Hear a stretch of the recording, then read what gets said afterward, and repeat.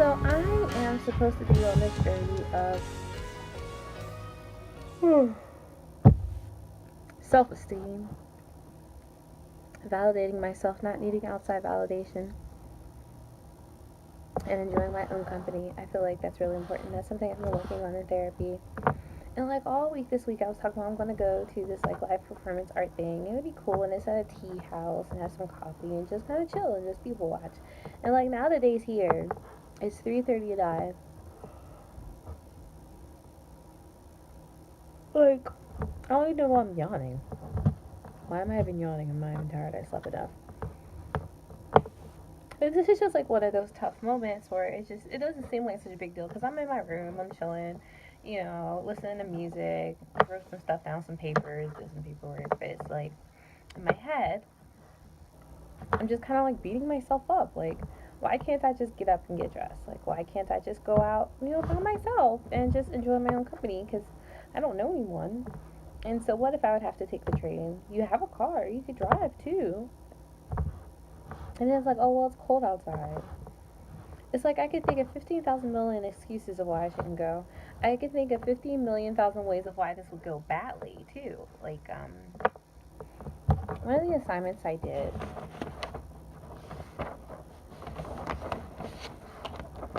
is to find an achievement activity schedule. Like something like this, right? And what I have on here is that, I did this in January, but I was thinking about starting this back up again. And it's like the activity, first off. And then 0 is how much anxiety and stress did I feel before and after. So 0 would be absolutely none. And then 8 would be extreme, right?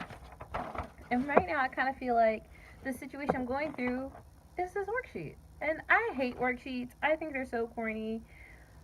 But sometimes you need to see your actual thoughts written down on paper. And what I'm seeing is that I'm really like stressing out about this whole little art thing, but I bet you like it's just gonna be a cute little tea house. No one's probably gonna pay any like attention to me, and I sit and chill and think about my thoughts outside of the house. Maybe I could take a book, maybe I could take a journal, be around some artsy people. Maybe I'm making it so much worse. Like the anticipation of me doing any activity is so much worse than actually doing the activity. Like one of my examples was I had to call my friend Crystal, right? I had to call my friend Crystal because I am going to a family wedding in September. And of course, I really, really want to see her and her kids. And her husband has always been so nice to me. And um, I don't think she knows this, but I miss her so much. And she was such an important person in my life. And we were really, really close. So every time that I go to Atlanta, I make sure I at least hit her up. But I was so anxious about the conversation. Like, what if she forgot about me? What if, we're not friends anymore? What if she doesn't answer? What if, she doesn't want me to see her kids? And it's so funny because we had a wonderful time the last time I met her and had lunch with her, freaking out about it. What will she think of me? What will I say?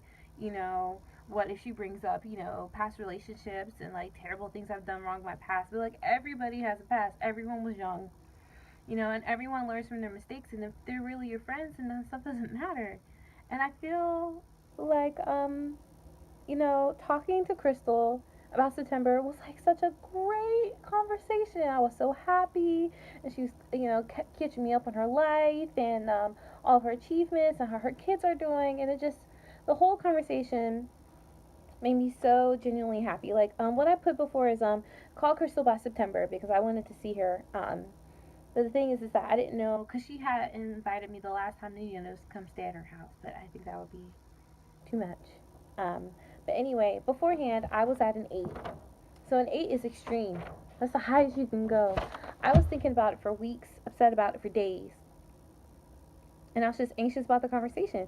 And you know what I felt after I actually did this task of just giving her a call? It was a 1. A 1 is minimal. Here we go. Here to here. Minimal. And she was so sweet, and I was so happy. That's exactly what I wrote down. We talked for such a long time, and I can't wait to see her in September. So what I think I need to do is that when I'm anxious about an activity, or when I'm stalling, or procrastinating, or just thinking about the worst income, and why would I even want to leave the house, I need to think of moments like calling Crystal. I didn't want to do it. I was scared to do it. I had all the worst thoughts in my head, just like really amping myself up when it was a pleasant, wonderful conversation. And the thing is, I bet she didn't think any of the things that I was thinking.